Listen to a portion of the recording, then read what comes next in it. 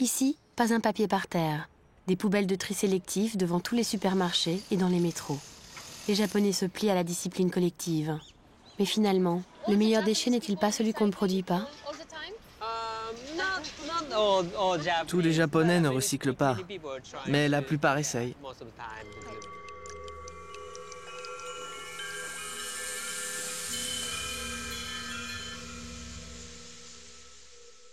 Konnichiwa, bienvenue au Japon et plus exactement à Tokyo, petite ville de 30 millions d'habitants. La plus grande métropole du monde est dite surpeuplée, polluée, aux transports en commun bondés, à la vie chère et stressante. Et pourtant cette image mérite d'être nuancée. Tokyo est l'une des villes les moins polluées d'Asie. Alors les grands enjeux du futur se dessinent dans nos mégalopoles et sont déjà testés ici. Ce pays est devenu prescripteur de modernité. Vous allez voir que Tokyo est un géant plutôt tranquille.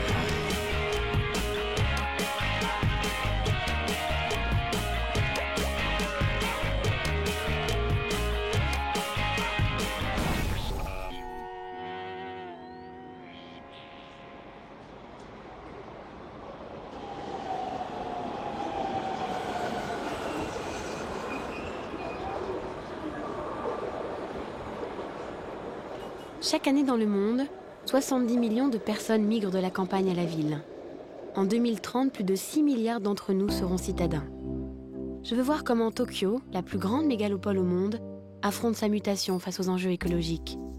3 fois la population de Paris, avec ses 30 millions d'habitants, elle nous offre une vitrine pour nous rendre compte de ce que seront nos villes de demain. Une nouvelle conscience écologique s'affirme chez nos voisins nippons. Peut-être prépare-t-il les fondements d'une autre mondialisation ? Mon voyage au cœur de ce laboratoire d'idées commence.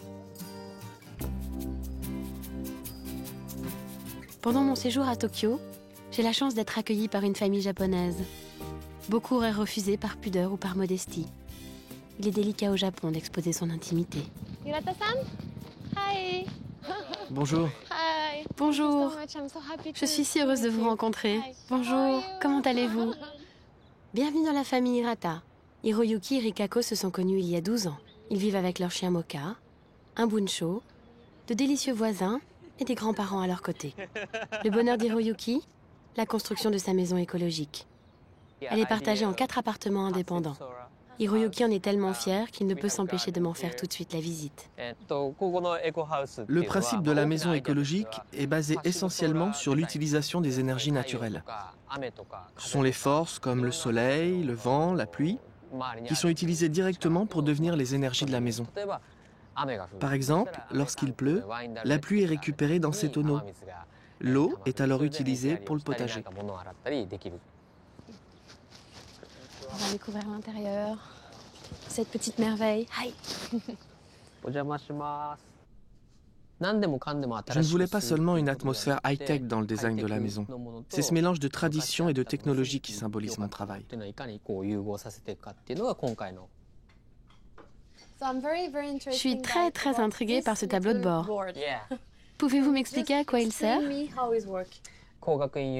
Ce tableau de bord a été mis au point avec l'université de Gogaku à Tokyo. Il s'appelle Eco-Lives, la vie écologique. Cette animation 3D représente notre maison et on peut observer sur ces différents graphiques notre consommation d'énergie. Il y en a un dans chacun des appartements.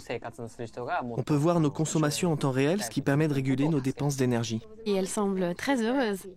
Oui, ce personnage symbolise une consommation basse d'énergie dans la maison. Elle est légère et en mouvement, ce qui est positif. Plus la consommation est importante, plus les personnages sont gros et ont l'air tristes.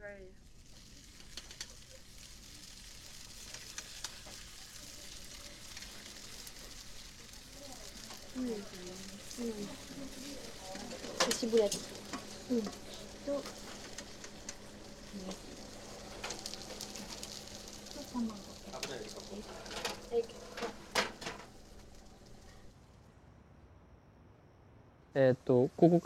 En plus d'une bonne isolation, nous avons mis en place un régulateur thermique. En hiver, l'air qui passe sous le toit est réchauffé par le soleil. Cet air chaud est retenu dans un conteneur qui le renvoie par le sol de la maison. En été, le système est inversé. L'air frais de la nuit est retenu dans le conteneur puis se diffuse dans toute la maison. Voici l'installation du système solaire passif. Regardez comme j'ai de la chance. J'en ai plein. 3. Tradition au Japon qui dit que quand un des brins de thé est vertical, ça porte chance. Et alors là, en fait, on en a plein dans nos verres. On a dans tous les verres. Ouais. Ah, ça y est, il est devenu horizontal. Et alors, on était en train de se moquer un petit peu de lui parce qu'en fait... Parce qu'on lui dit que c'est un thé trafiqué, en fait, c'est pas possible. Souvenir de voyage. Hirata-san a voyagé pendant plus de 2 ans à travers le Japon pour dessiner les vieux arbres centenaires, les vieux arbres vénérables avant de construire Anasananzo. Celui-ci, je l'ai dessiné lorsque nous étions en voyage à Kyushu. C'est un arbre mort. C'est presque effrayant.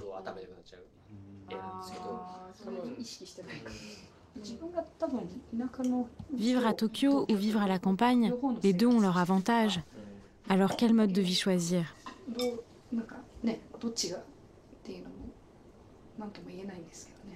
Cet endroit est un vrai compromis entre les deux. C'est ce que nous avons choisi parce que c'est ce qui nous convenait le mieux. Bonne nuit. Allez, au dodo.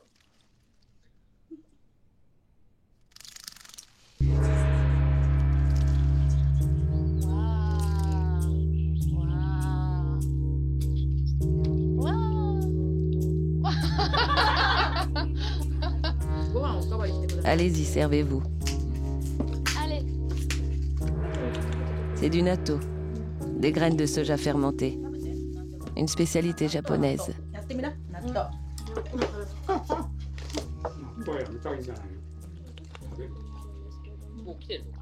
Hi. On va y aller? C'est pas tout ça. Il y a une grande journée qui nous attend.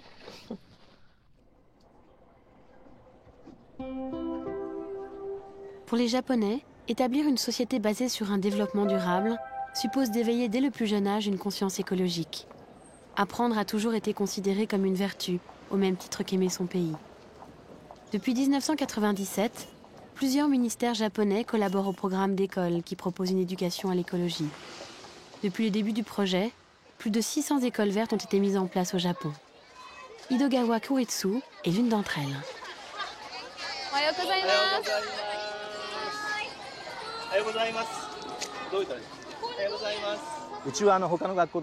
Par ici, il y a le potager, les animaux et le coin d'observation. Et là, le biotope et l'espace consacré au recyclage. Toutes ces installations servent d'outils d'éducation à l'environnement. Nous réfléchissons sérieusement à l'avenir du Japon et aux enjeux environnementaux qui feront le monde de demain. Fantastique. Et alors, quel est cet endroit ? Ici, c'est le biotope que nous avons créé, qui rappelle aux enfants les paysages avant le développement de la ville et la disparition des espaces naturels. On a semé ici les plantes qui existaient depuis toujours au Japon.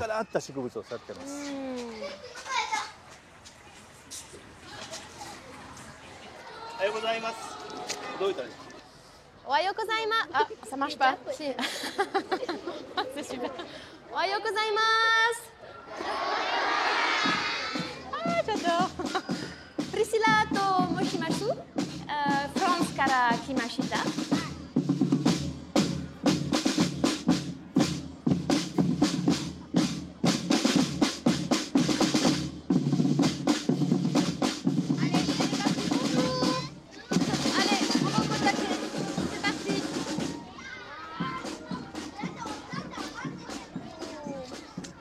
Nous sommes arrivés au potager ? Oui. Alors, vous venez ici régulièrement? Il est tout près de l'école. Est-ce que pour vous, c'est très important de créer des cours pratiques comme ça, concrets, pour sensibiliser les enfants à l'environnement?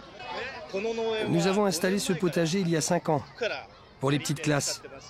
Nous faisons pousser des pommes de terre, du radis noir, des légumes faciles à cultiver pour les enfants.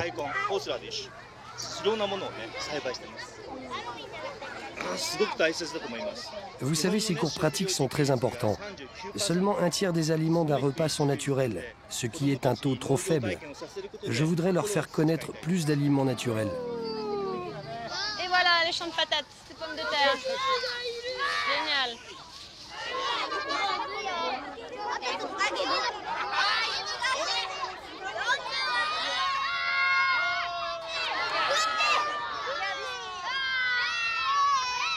Vous apportez au chariot. Maigre récolte, hein. Allez, petite contribution au chariot. Et voilà.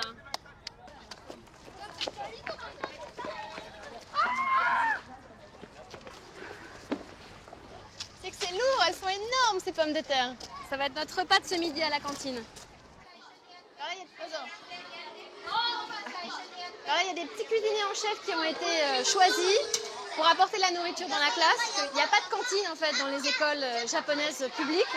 Donc on va aller déjeuner avec ma petite copine dans sa classe et avec mes copains. On y va!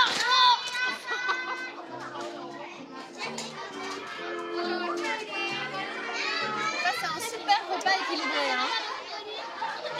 Du riz, des légumes. Voilà. Je crois que j'aurais bien aimé l'école si on avait eu des plateaux comme ça.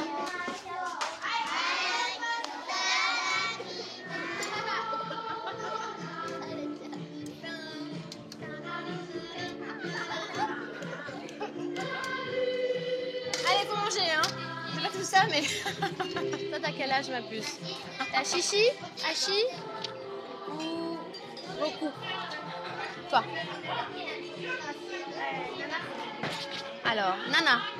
Nana, t'as 7 ans. 7 ans. 7 ans.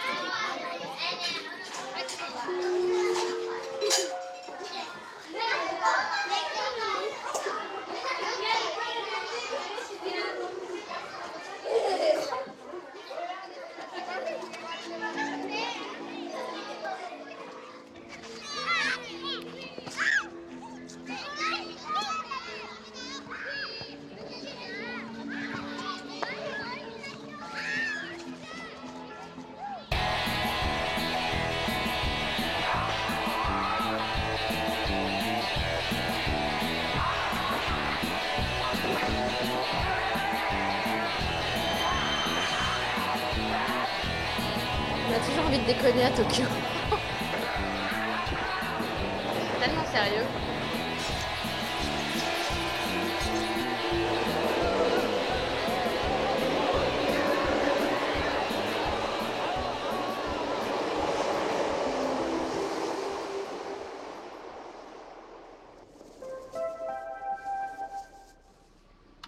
En route pour un projet expérimental d'agriculture futuriste, pratiqué en sous-sol et sous des lampes à iode.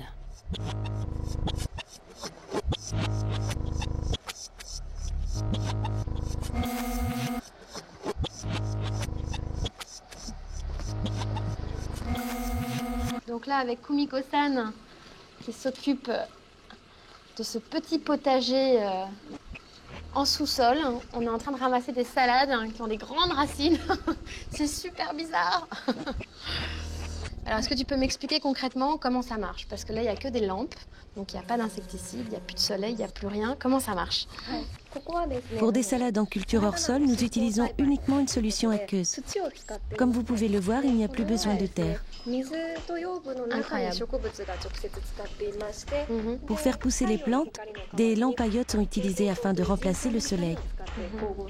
Les salades sont cultivées ainsi sur plusieurs étages. D'accord. Nous plantons les graines dans ces petites éponges que nous plaçons dans le polystyrène, humidifié par le bac d'eau. Une fois plantés, nous obtenons ce stade-là en une semaine.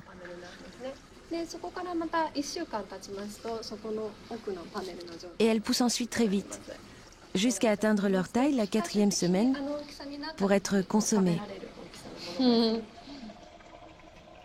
a tellement l'habitude de manger des choses qui sont à l'extérieur que de se dire qu'on va manger des salades qui sont en sous-sol, qu'on poussait avec juste des lampes à iode. C'est un peu particulier. C'est bon, hein? Le grand bénéfice de cette agriculture, la multiplication de la surface productive grâce aux étages superposés. C'est une économie évidente de place et d'énergie, une agriculture biologique sans insecticides ni pesticides qui contribuerait à alimenter directement les centres-villes, sans transport polluant. J'adore, on rentre comme dans l'espace ici. Voici un autre exemple d'agriculture hors sol. Ce sont des plants de tomates qui ont environ 4 mois. C'est la même technique de solution aqueuse. Système, hein, que de l'eau. Est-ce que ça peut être une vraie solution d'agriculture qui soit durable et qui ne soit pas trop consommatrice et trop gourmande en électricité? Oui, tout à fait. Nous avons justement recouvert les murs d'aluminium et nous utilisons des lampes basse consommation pour faire de réelles économies d'énergie. Au début, cette forme d'agriculture n'était pas évidente et restait au stade de la recherche. Nous savons maintenant que ce type de culture fonctionne sur toutes les plantes, sans être néfaste pour l'environnement. Développée dans les sous-sols de Tokyo, je me demande si cette nouvelle forme d'agriculture encore au stade d'expérimentation pourra être durable. Sera-t-elle une des solutions pour nos villes surpeuplées? Pourra-t-on changer à ce point les consciences face à cette nouvelle forme d'alimentation? Elle m'apparaît à la fois effrayante et fascinante, mais elle a le mérite d'offrir une production sur place, en circuit court, du cultivateur au consommateur.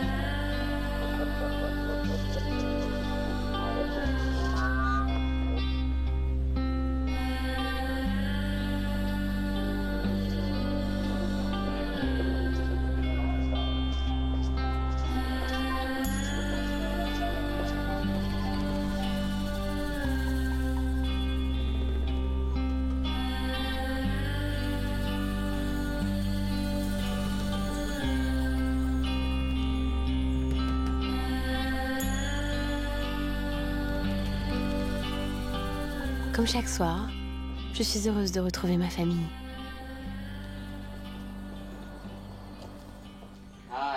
Salut. Bonsoir. Longue journée. Comment allez-vous? Et alors, vous? C'était bien. C'était bien? Comment était votre réunion? Vous m'aviez dit que vous aviez quelque chose de spécial. Hein? Oui. Je suis allé à Ginza voir un projet étonnant. Il s'agit de cultiver du riz sur le toit d'un immeuble et donc de développer l'agriculture en ville. Des abeilles ont également été introduites pour récolter du miel et ils tentent de le commercialiser. Formidable. Bon alors dormez bien. À demain. Je vais juste dormir quelques heures. Il est déjà minuit et je me réveille à 6 heures. D'accord. Bonne nuit, bonne chance pour demain. Dormez bien. À demain.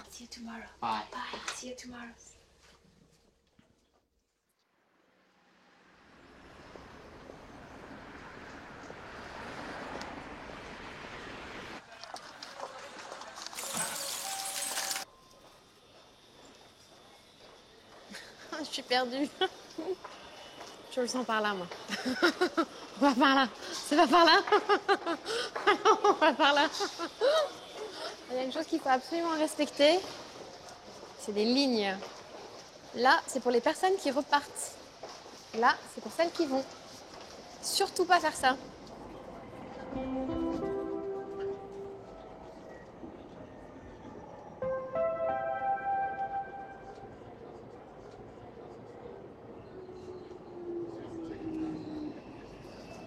est bien dans sa file. Attention. Alors à Tokyo, il y a un réseau de transport public très important qui permet à plus de 75% de la population de prendre les transports de bus, de métro, de train, comparé à New York, Londres ou Paris où on est entre 45 et 50%. Donc, ce qui fait que Tokyo émet finalement assez peu de CO2. En tout cas, c'est ce qu'on dit. Donc à voir. Les transports pèsent lourd sur notre empreinte écologique. Consommateurs d'énergie et émetteurs de gaz à effet de serre, nos déplacements sont l'une des plus grandes sources de pollution des villes. Les transports en commun consomment 5 fois moins d'énergie par passager qu'une voiture individuelle. À Tokyo, les réseaux de trains, bus, métro recouvrent la ville et offrent une mobilité facile aux citadins. La mise en place de solutions alternatives n'est plus une éventualité, mais une obligation pour les générations futures. Plus que jamais, il est temps de repenser l'aménagement du territoire dans sa globalité.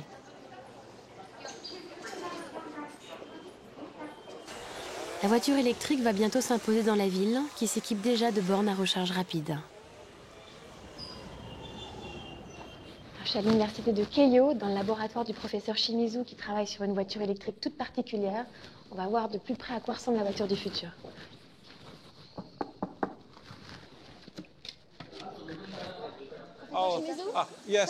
Bonjour, merci de me recevoir. Merci beaucoup de venir nous rendre visite. C'est donc ici votre laboratoire? Oui, le voici. Pourriez-vous m'expliquer ce que vous faites ici? Nous développons des véhicules électriques et aussi tous les composants. Les principaux composants des voitures électriques sont les moteurs. Nous utilisons des technologies révolutionnaires et développons un nouveau concept de véhicule,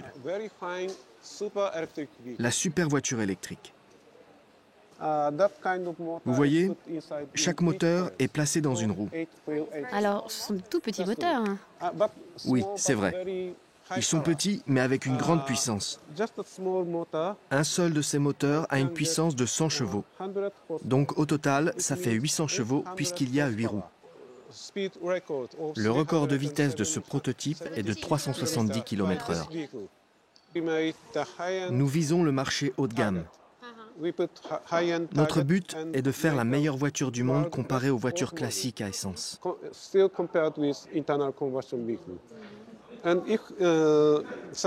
Je souhaiterais qu'une telle voiture fasse évoluer les consciences et les comportements, afin que les consommateurs rêvent d'en posséder une. Notre objectif est double. D'un côté, faire baisser la pollution de l'air, la crise énergétique et l'émission de CO2, et de l'autre, développer le marché de la voiture électrique dans le monde entier. Ce produit pourrait être un véritable atout pour combattre la crise économique. Pensez-vous que nous pourrons trouver un équilibre dans l'avenir pour ne pas être trop dépendants du nucléaire? Dans le futur, toute l'énergie pourra être fournie par le soleil.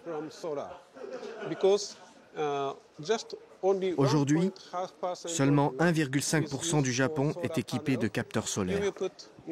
Un jour, vous installerez des panneaux solaires sur votre maison et chargerez ainsi directement votre voiture. C'est une possibilité. C'est très excitant.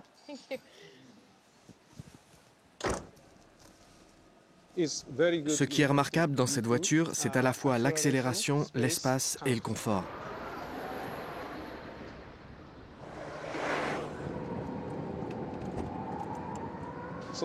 Dans le futur, si les performances de ces voitures électriques sont meilleures que les voitures à essence, elles verront le jour en série et seront commercialisées. Le prix sera alors comparable aux autres véhicules et les gens voudront les acheter. Bon, il y a 4 boutons, hein. D. Ok, drive. Oui, le bouton D, c'est pour démarrer. Okay, c'est parti. Allez, on y va. On y va.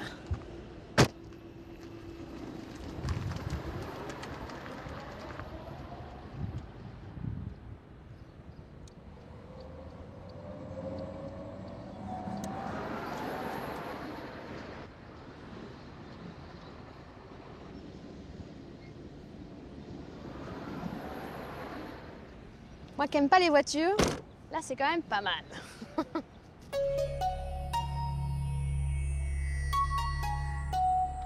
Ohayou gozaimasu. J'adore la portière qui s'ouvre toute seule. Alors, Sumidako Yakoshe Made, Hone Kaishimasu. Alors, un petit plan. Ça va? Vous voyez où c'est? Arigatou gozaimasu. Parce qu'on se perd beaucoup à Tokyo. Il y a plus de 23 quartiers différents sans qu'il y ait vraiment des noms de rues. Du coup, c'est une galère de se retrouver. Alors, dites-moi, est-ce que vous êtes comme tous les taxis à Tokyo, à rouler au gaz aussi? Pour ma voiture personnelle, je n'utilise pas le gaz, mais tous les taxis de la ville le font, ce qui est beaucoup mieux pour l'environnement. C'est incroyable parce qu'il y a plus de 90% des taxis qui roulent au gaz. Je crois qu'au début c'était pour des raisons économiques, mais il faut se rendre compte que les taxis qui roulent au gaz, c'est 60 à 95% de moins de pollution rejetée dans l'atmosphère, dans l'air, ce qui est énorme. L'accès à l'eau est l'un des enjeux majeurs de ce siècle. De nombreux experts dénoncent entre autres la pollution des nappes phréatiques et les problèmes d'approvisionnement des grandes métropoles pendant les saisons chaudes. Les efforts entrepris pour apporter des solutions à ces nouveaux enjeux sont considérables. Mais c'est sans doute une des idées les plus simples, développée au Japon depuis plus de 30 ans par Makoto Murase, qui pourrait permettre d'y répondre, grâce à des systèmes de récupération d'eau de pluie. Des conférences internationales, aux nombreux prix qu'il reçoit, celui que l'on nomme maintenant le Dr Rainwater, a fait beaucoup d'adeptes. Bienvenue. Bonjour, je suis très heureuse de vous rencontrer. C'est moi qui vous remercie. Voilà votre bureau. Oui, c'est mon bureau. Tant de projets sont nés ici. Vous pouvez voir tout le quartier de Sumida depuis notre immeuble. Allons-y. Les résidents de Sumida m'ont demandé « Dr Rainwater, s'il vous plaît, arrêtez les inondations dans notre ville. » Mais je n'avais pas de solution. L'eau ne pouvait plus s'infiltrer car tout était déjà bétonné. Il y avait un système d'évacuation en place, mais insuffisant. Je ne voyais pas de solution. En fait, l'idée la plus constructive était la plus simple. Vous savez, le plus simple, c'est souvent le mieux. Mon idée, ne plus évacuer l'eau, mais au contraire la stocker sur place. Si dans chaque maison, dans chaque immeuble, nous récupérions l'eau de pluie, alors on pourrait atténuer les inondations. Voici la carte du réseau que nous avons créé. Les petits points bleus sont de petits réservoirs d'eau de pluie et les plus gros sont de grands réservoirs sous les immeubles. Cette année, nous avons voté une réglementation qui a entraîné une augmentation de leur installation dans les maisons et les immeubles. C'est devenu aujourd'hui une obligation de placer des réservoirs. Oui, aujourd'hui, lorsqu'on construit une maison, on doit obligatoirement intégrer le réservoir à la structure. 70% de la consommation des chasses d'eau sont couverts par l'eau de pluie. Pas de l'eau de la ville, de l'eau de pluie. On réduit énormément les coûts grâce à ce système.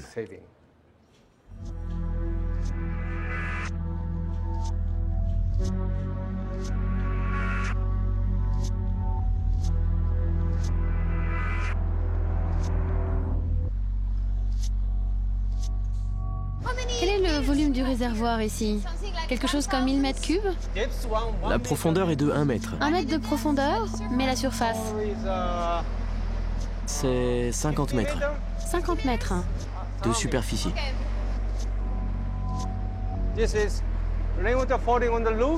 L'eau tombe sur le toit, puis la terrasse, et descend par les gouttières installées à cet effet jusqu'au réservoir. Avez-vous une idée du nombre de litres que vous stockez? 1000 mètres cubes pour les 4 réservoirs. Oui, 1000 mètres cubes au total. Ok, allons-y.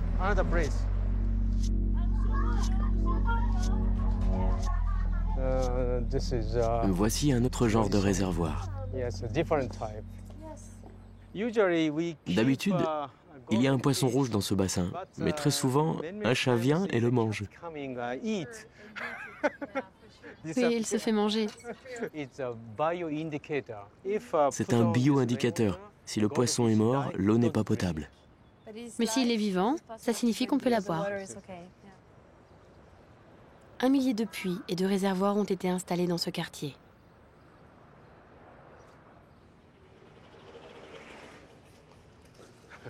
On fait une balade dans tout le quartier. Yes. Vous savez, quand je regarde le ciel, je vois des robinets partout. Les gens devront en prendre conscience.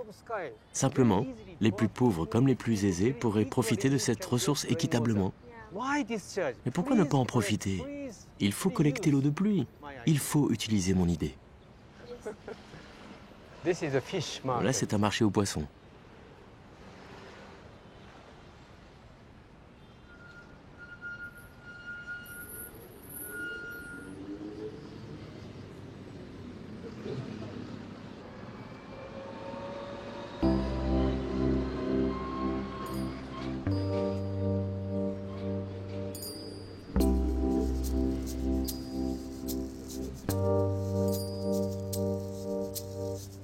Le Japon est probablement, avec l'Allemagne, un des pays les plus avancés en matière d'architecture écologique.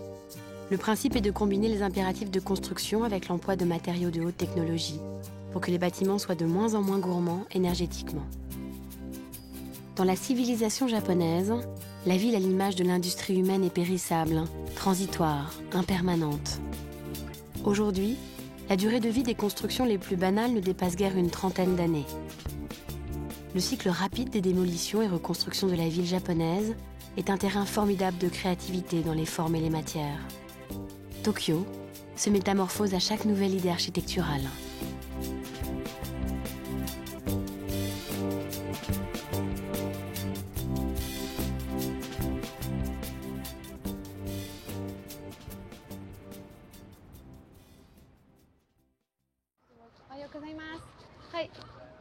Ce matin, j'accompagne Hiroyuki.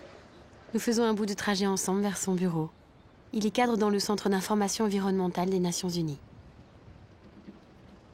Arigatou gozaimasu. Hi. See you tonight. Have a nice day. Have a nice day. Bye bye. On est un petit peu en retard, donc on est hors des embouteillages du matin. C'est une des raisons pour laquelle nous n'utilisons pas notre voiture et prenons le métro. Il y a beaucoup trop de trafic et ça prendrait plus de 2 heures en voiture pour faire ce trajet.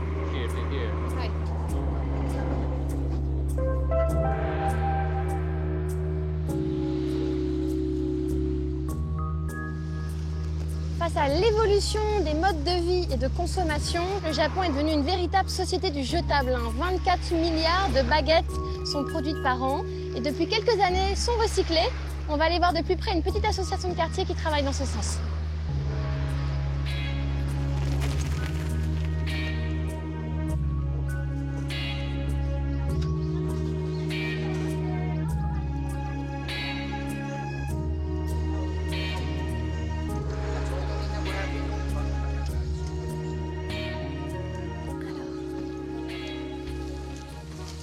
Je crois que c'est le bon resto. Monsieur Babe-san m'a donné rendez-vous ici. Je crois que c'est lui d'ailleurs. Hop. Konnichiwa. Bonjour. Enchanté. Konnichiwa. Je suis très heureuse de vous rencontrer. Alors vous êtes en train de travailler là déjà avec les waribashi. Oui. Nous récoltons les waribashi usagés de ce restaurant et les transportons à vélo jusqu'à notre association pour les stocker. D'accord, très bien. En tant que restaurateur, combien de vos clients utilisent les baguettes jetables par jour? Eh bien, je dirais 300 environ. Oh oui, au moins. Ça fait beaucoup, hein? En effet, tous les gens qui viennent déjeuner ici les utilisent. Ça représente beaucoup de baguettes. Ouais. Arigatou gozaimasu. Merci beaucoup. Et bravo de faire tout ça. Au revoir et merci. À bientôt.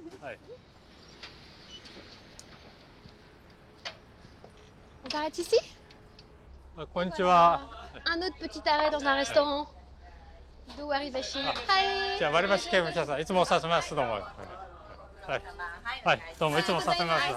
Et dis donc, il y en a beaucoup là, hein? Hi. Many. It's good. Allez, on est reparti.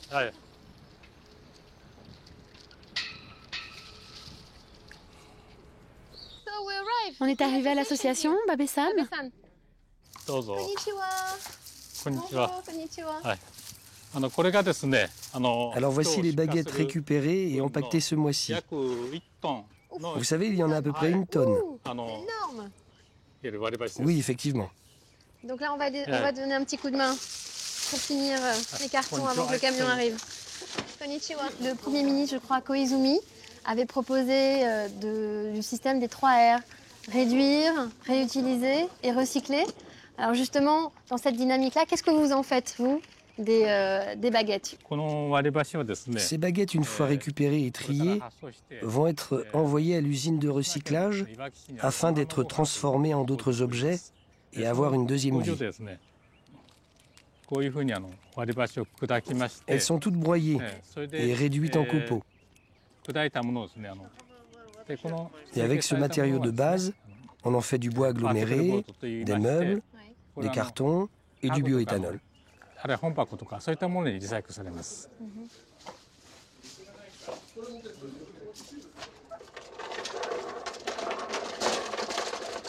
Allez, dernier carton de la petite tonne récoltée ce mois-ci. Alors moi, je crois beaucoup à cette micro-politique, à ces associations de quartier qui s'investissent pour un environnement différent et qui n'attendent pas que le gouvernement prenne des décisions. Allez, c'est parti. C'est parti pour être recyclé tout ça.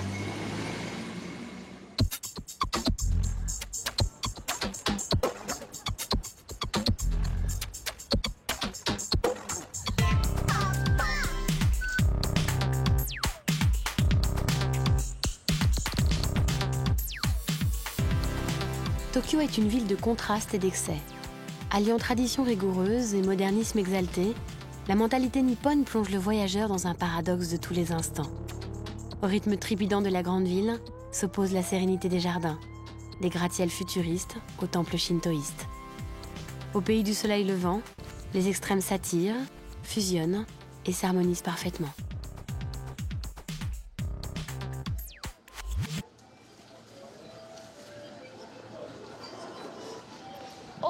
Tout cet emballage pour juste un légume. Au Japon, c'est fou de voir ça. Un fruit, un emballage.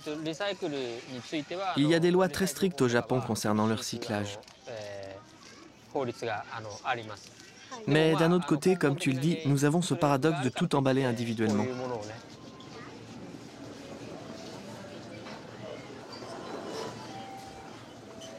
Pays du packaging. Des milliers de boutiques et des supermarchés sont ouverts 24 heures sur 24. La surconsommation est poussée à l'extrême au Japon. Étrange système qui compense les excès du suremballage par des services de recyclage très performants. Ici, pas un papier par terre. Des poubelles de tri sélectif devant tous les supermarchés et dans les métros. Les Japonais se plient à la discipline collective. Mais finalement, le meilleur déchet n'est-il pas celui qu'on ne produit pas ? Tous les Japonais ne recyclent pas, mais la plupart essayent. Quand on rapporte nos petites bouteilles, on a une carte à points, on économise des points et après on peut aller racheter des petites choses dans le supermarché. Cela fait plus d'une semaine que j'habite chez les Hirata. Plaisir d'un samedi en famille où nous jardinons tout l'après-midi.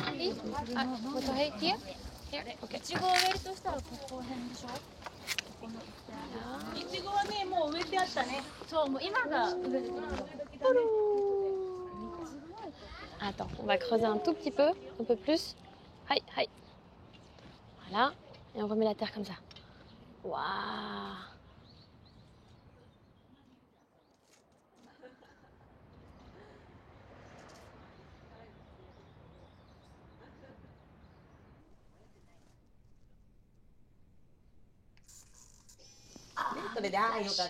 Merci, ce sera un délicieux souvenir. Comment tu dis le beau temps? Français, japonaise. Attends. Tes lunettes. Prends tes lunettes.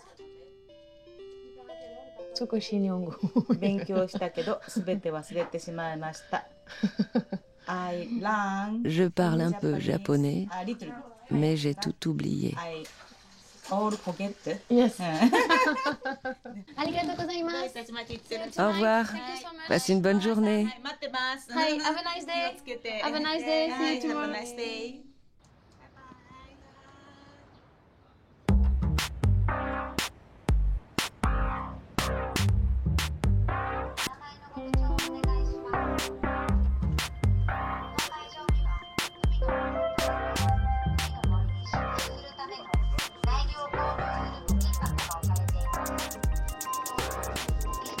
On est en route pour la baie de Tokyo, sur un des polders qui est une véritable décharge, où il y a le projet d'Uminomori, la forêt sur la mer.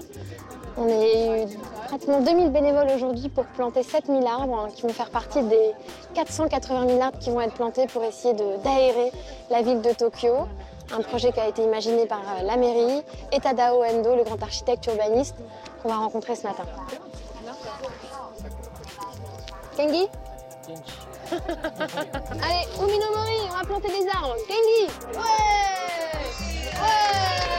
Allez!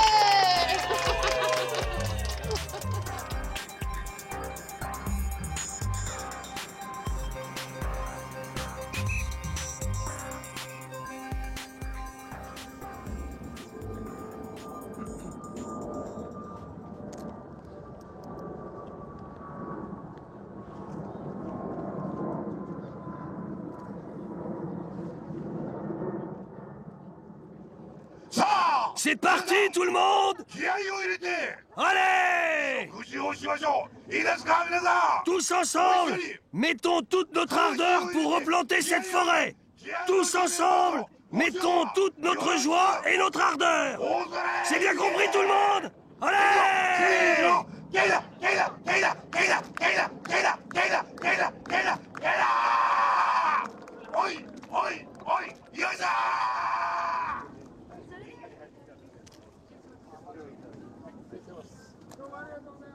Je voudrais simplement vous poser quelques questions. Pouvez-vous m'expliquer pourquoi ce projet est si important pour la ville de Tokyo? Dans le Tokyo d'antan, il y avait beaucoup de jardins. Maintenant, il n'y en a presque plus.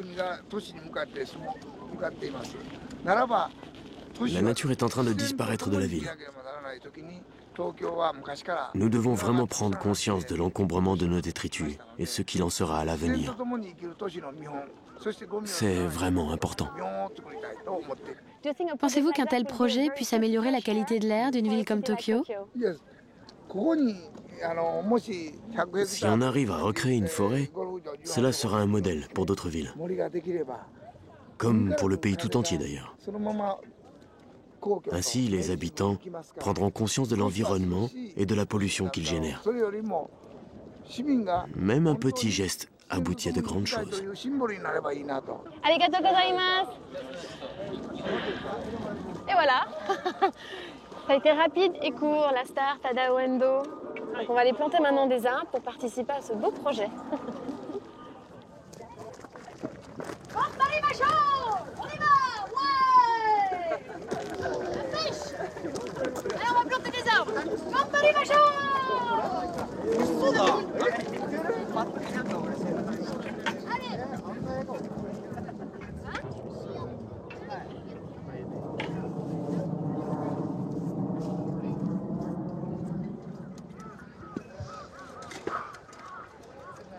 C'est légèrement militaire quand même comme organisation. Hein. Bien carré, chacun a un arbre, pas plus d'un arbre. On a 10 minutes pour le planter. Hop, il y a des cars qui ramènent les gens, qui ramènent d'autres bénévoles. Donc en France, ce serait une espèce de grand chaos latin. Ici au Japon, c'est ce qui donne vraiment toute l'image du Japon. Ordonné, minutieux, tout est pensé, carré, chacun a sa pelle, sa petite veste, son arbre.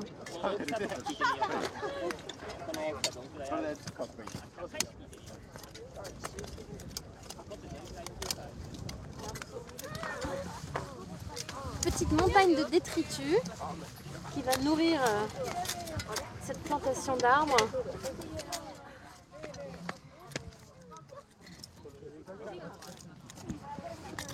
Oh toi petit arbre, pousse bien.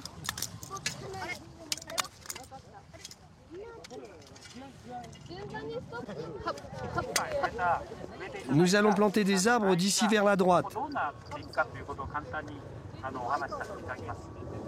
Plus loin, vous pouvez observer les arbres plantés il y a 10 ans et ceux il y a 5 ans. Regardez comme ils ont grandi.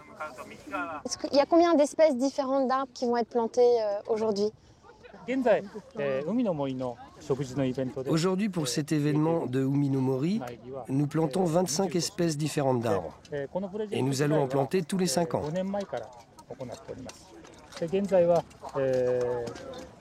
Et puis dans 3 ans, les élèves d'école primaire et les volontaires reviendront s'occuper des arbres que nous avons plantés aujourd'hui.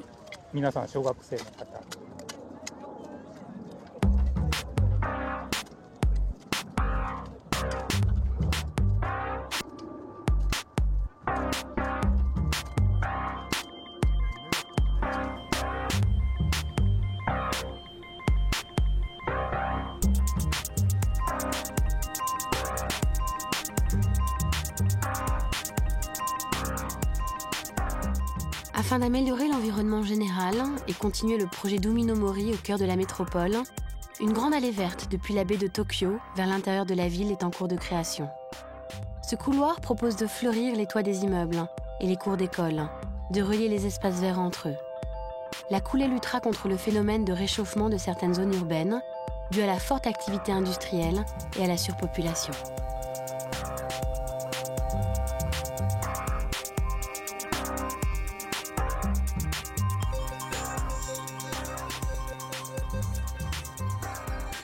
C'est magnifique, la ville est en train de s'illuminer. Alors c'est fou parce qu'on est à plus de 50 mètres sur le toit d'un immeuble à Roppongi, qui est le quartier super branché de Tokyo. Alors là, on est au milieu d'un potager, d'un jardin qui essaye de préserver la biodiversité au milieu de ces énormes buildings. Alors on sait que l'agriculture urbaine, c'est pas quelque chose de nouveau. Elle permet l'absorption du dioxyde de carbone, de disperser la chaleur produite par la ville et un meilleur équilibre de la température à l'intérieur des immeubles. Alors depuis 2001, le gouvernement japonais a voté une loi comme quoi tout nouveau bâtiment devait être doté d'au moins 20% de jardin par rapport à sa surface. Le temps, ce voyageur sans repos galope. Il me faut déjà quitter ceux qui sont devenus comme une deuxième famille.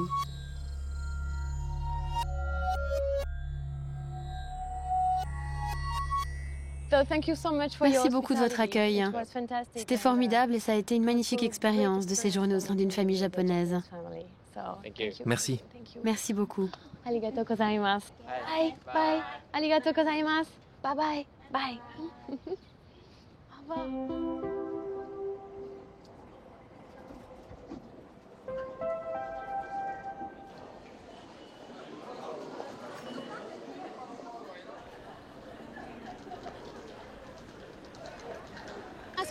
Chiba, Kurimoto. Kurimoto? Kurimoto. Chiba. Hi. Ah, this way. He knows. Okay, arigatou gozaimasu. Ohayou gozaimasu. Kurimoto, Chiba, bus. Kurimoto? Kurimoto.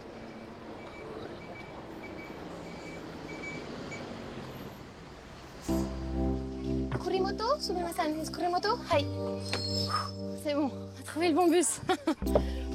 Alors, dernière étape de mon voyage, part à Chiba, où s'invente à 1h30 de la capitale tokyoïte un nouveau mode de vie communautaire et écologique.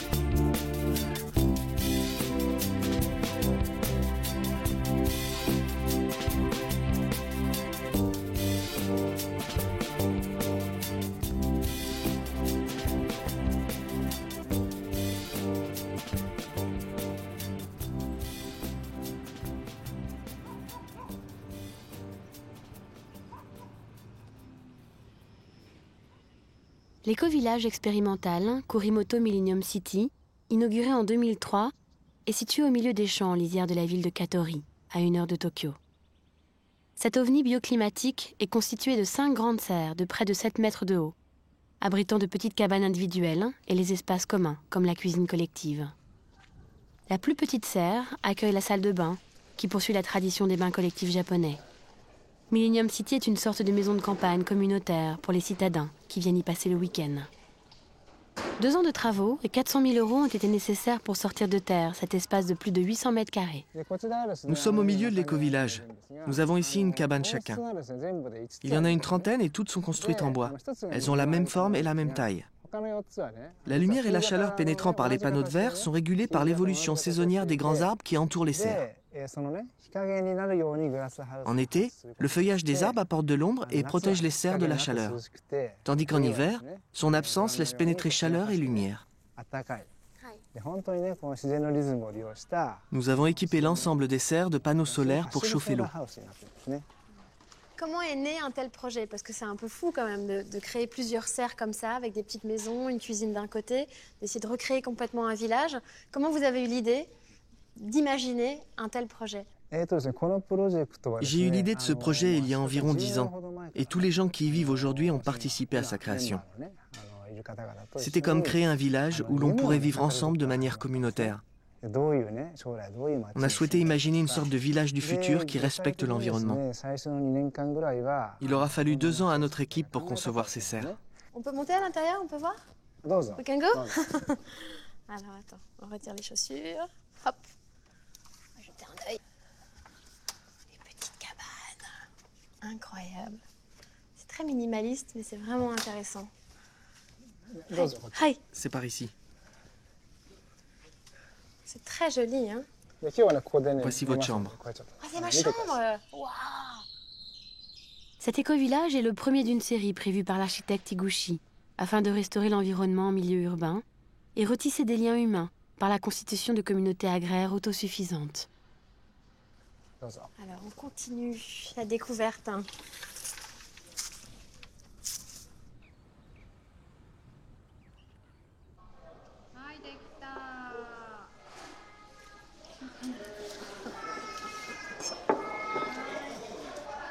C'est pas insonorisé encore les serres en fait. Ça, on est en train de fabriquer, cuisiner les petits tempura pour le dîner de ce soir. Hi. Est-ce que c'est son anniversaire? It's your birthday tonight. Alors, on va faire une belle fête. On va boire du saké.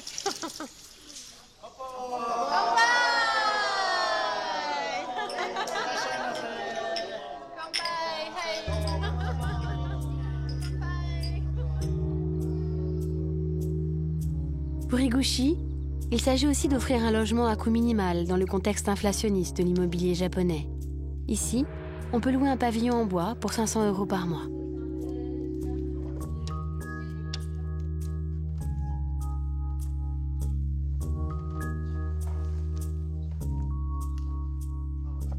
Un œil cynique y verrait une mise en cage des individus ou bien une sympathique utopie. Mais les serres ont avant tout une vertu écologique essentielle, en ne produisant qu'une faible empreinte carbone. L'avenir est peut-être à ce mariage des technologies de pointe et des sagesses traditionnelles.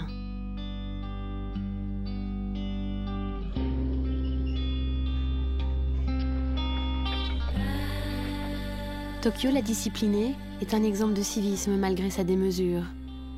Le monde est à un moment critique de son histoire, où l'environnement conditionne ce que l'homme entreprend et ce qu'il va devenir. Nous vivons aujourd'hui une intense période de transition de nos modes de vie. Initier une autre façon d'habiter la planète, en accord avec sa diversité, sa complexité et sa beauté, relève du pouvoir et de la responsabilité de chacun.